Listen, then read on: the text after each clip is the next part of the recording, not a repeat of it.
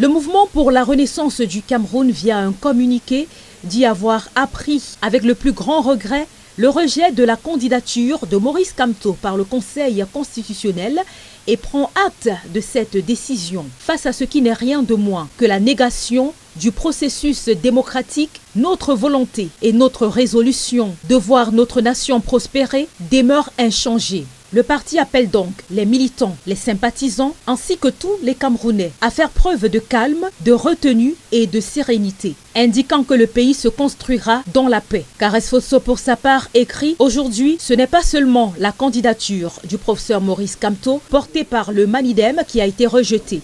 C'est la vérité qu'on a piétinée, c'est la justice qu'on a humiliée. Leur forfaiture est flagrante, mais le silence de ceux qui voient et se taisent est pire encore. Et pour Maître Alice Com, quand la force du droit devient le droit de la force, la justice, elle, ne peut que devenir injuste. » Et Maître Christian Timban apporte également son soutien au professeur Maurice Kamto. Il écrit « Même si j'avais dénoncé et refusé de participer à cette mascarade électorale, que d'ailleurs j'ai eu à rappeler à M. Clément Atangana, président du Conseil constitutionnel, vous avez tout mon soutien. Sans vous, il n'y aurait pas d'opposition au Cameroun. Vous faites peur à ce régime qui a mis des stratagèmes de type mafieux pour écarter votre candidature.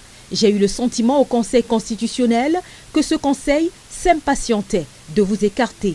Comme vous l'avez toujours dit, le jour finit toujours par se lever. » Parfait Mvoum, quant à lui, dénonce une fraude à grande échelle. Au Cameroun, un ministre falsifie les documents officiels qu'il présente devant la plus haute juridiction du pays.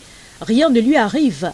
Un citoyen avoue avoir piraté le site officiel d'un ministère avec l'approbation d'un ministre et se présente devant la plus haute juridiction du pays. Les autres citoyens applaudissent. Il dénonce un pays de faux. Après les faux actes, les faux diplômes, le monde entier a désormais la confirmation que les faux documents ministériels existent au Cameroun. Des réactions qui fusent de toutes parts des personnalités de divers ordres après le verdict du Conseil constitutionnel.